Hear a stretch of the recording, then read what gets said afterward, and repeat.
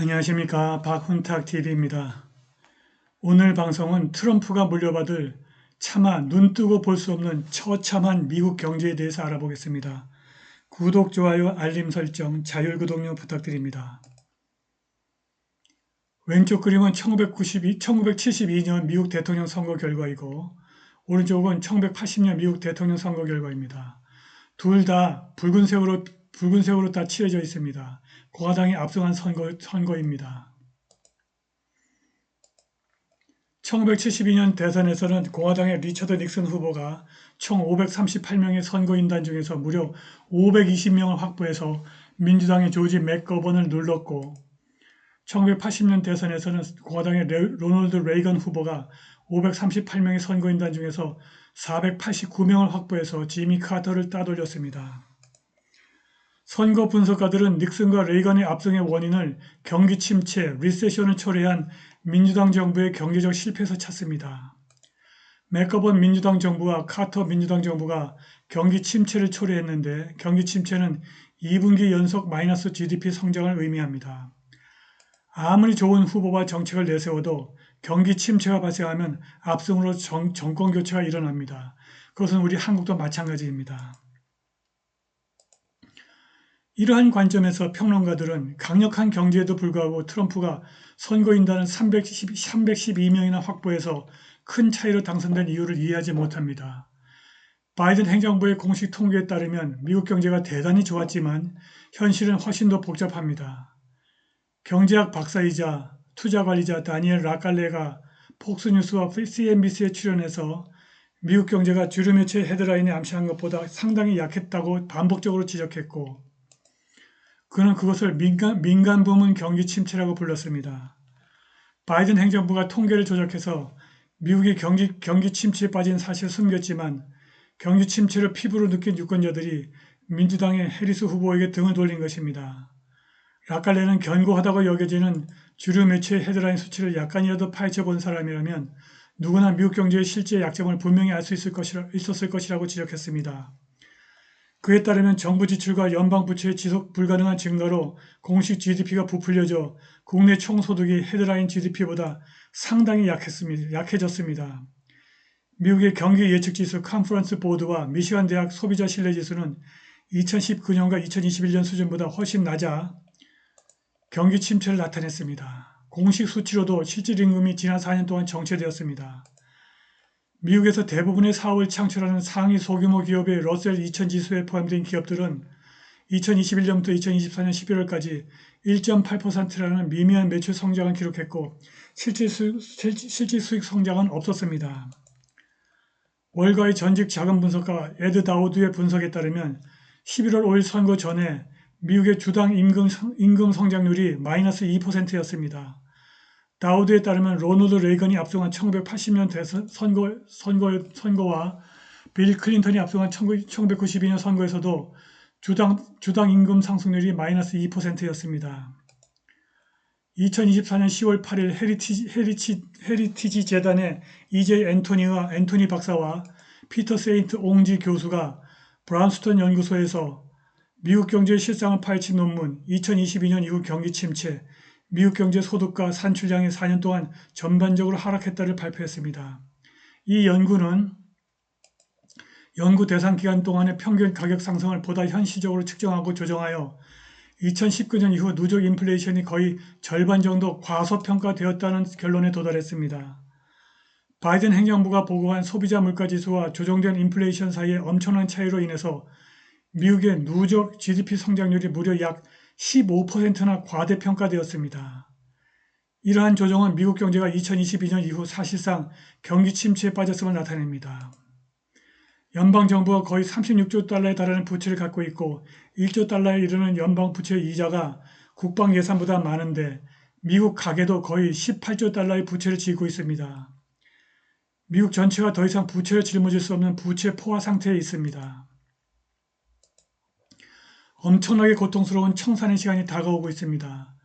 뉴욕 연방준비은행의 가계부채에 대한 새로운 보고서에 따르면 미국인의 신용카드 부채가 1조 1,700억 달러로 역대 최대 규모입니다.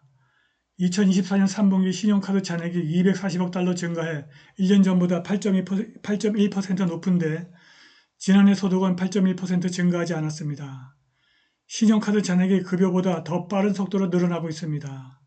한편 학자금 대출 부채가 1조 6,100억 달러에 달해서 또다시 새로운 기록을 세웠습니다. 2024년 11월 14일 머니 리포트 보도에 따르면 학자금 대출자의 30%가 월별 청구서 때문에 필요한 음식이나 약을 먹지 못했습니다. 미국인의 무분별한 소비가 오랫동안 탄탄한 경제 성장을 촉진했지만 이는 대부분의 소비자들이 그달 벌어 그달 먹고 살아가고 있고 그 결과 전국의 기업들이 엄청난 어려움을 겪고 있습니다. 코어 사이트 리서치의 최근 데이터에 따르면 미국 전역의 소매업체들이 2024년 말까지 6,481개 매장을 폐쇄하겠다고 발표했습니다. 비즈니스 네트워킹 플랫폼 엘리언어블의 9월 수익 및 임대료 보고서에 따르면 소규모 사업체 임차인의 48%가 임대료를 내지 못했습니다.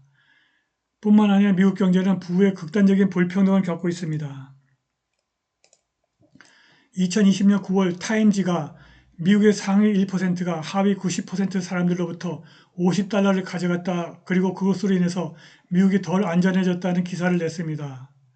50조 달러에 이르는 부의 이전으로 인해서 국내 총소득 GDI에서 임금 노동자의 비율이 1970년 51.6%에서 2022년 43.1%로 줄었습니다. 이 연구는 랜드 연구소에서 나온 것인데 50조 달러에 달하는 부의 이전은 미국과 해외 무역 파트너 사이에서 발생한 것이 아니라 전적으로 미국 경제 안에서 발생한 것입니다. 부의 이러한 상향적 재분배는 자연스러운 경제 현상이 아니라 1975년 이후 미국이 채택한 구체적인 정책의 결과였습니다. 미국은 억만장자들의 세금을 삭감하고 금융산업 규제를 완화하기로 했고 기업 CEO들이 주식 매수를 통해서 주가를 조작하고 그 수익으로 호사스러운 보상을 받도록 허용했습니다. 미국은 합병과 인수를 통해서 거대 기업이 가격과 지급할 임금을 결정하는 데 필요한 방대한 독점권을 축적하도록 허용했습니다. 미국에서는 상위층이 하위층을 베껴먹은 것입니다. 최근 러시아의 푸틴 대통령과 대외 경제부 장관을 지냈고 러시아 과학 아카데미 회원이며 푸틴의 경제 고문을 지낸 세르게이 글라지예프는 미국이 36조의 연방 부채를 감당하지 못해 채무 불이행을 할 것이라고 예측했습니다. 트럼프는 비트코인을 미국으로 대거 유치해서 36조 연방 부채를 해결하려고 합니다. 비트코인은 현재 약 1,600만 개가 채굴되어 있고 채굴 한도가 2,100만 개로 정해져 있기 때문에 대량 보유자들이 팔아치워도 반감기를 거치면서 비트코인 시가총액을 36조 이상으로 얼마든지 끌어올릴 수 있습니다. 문제는 트럼프가 선출되지 않은 연방정부가 지출을 지속하는 것을 막을 뾰족할 방법이 없다는 것입니다. 트럼프가 대통령의 압류, 임파운드 권한을 재확인하여 정부 지출을 줄이겠다고 밝혔으나 이는 법정 싸움을 촉발할 가능성이 높고 향후 수십 년 동안 대통령의 권한을 재정의할 수 있는 조치입니다.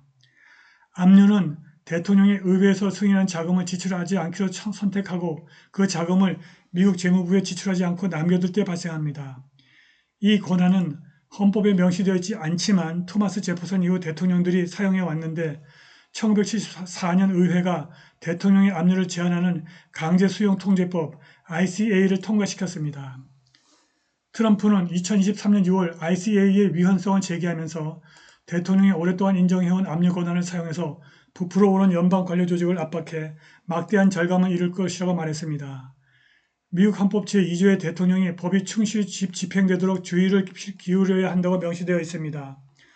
트럼프는 ICA가 대통령의 정부 목적을 달성하는 가장 좋은 방법에 대한 재량권을 침해하기 때문에 해당 조항을 위반했다고 말했습니다. ICA가 위헌이라는 것입니다. 트럼프는 선거 기간에 성명에서 ICA는 압류와 납세자의 돈을 불필요해서 지출하지 않기로 선택할 수 있는 대통령의 권한을 극적으로 제한하여 행정부가 의회에서 승인한 기금을 한 푼도 남김없이 지출하도록 강요했다라고 썼습니다. 문제는 대통령의 압류 권한을 위한 헌법소송에 장구한 세월이 필요하고 트럼프가 이긴다는 보장도 없다는 것입니다. 미국 경제가 처참한 상황에서 벗어나려면 신속하게 근본이제로 돌아가야 합니다. 트럼프의 경제 고문을 지낸 주디 실튼이 최근 트럼프 대통령의 주도로 2026년 7월 4일에 발행될 50년 만기 국채를 금으로 전환하자는 제안을 트윗했습니다. 미국의 장기 국채를 매입해 줘야 할 일본과 중국이 지금 보유한 미 국채를 엄청나게 내다 팔고 있습니다. 왼쪽 차트가 그걸 확인할 수 있습니다. 50년 후 만기가 돌아오면 미국 국채 보유자가 이를 금으로 바꿀 수 있게 해주지 않으면 미국의 장기 국채를 매입할 사람은 아마도 거의 없을 것입니다. 미국이 신속하게 연방 부채를 줄이고 인플레이션을 억제하는 유일한 방법은 근본이자로 돌아가는 것입니다. 오늘 방송은 여기까지입니다. 감사합니다.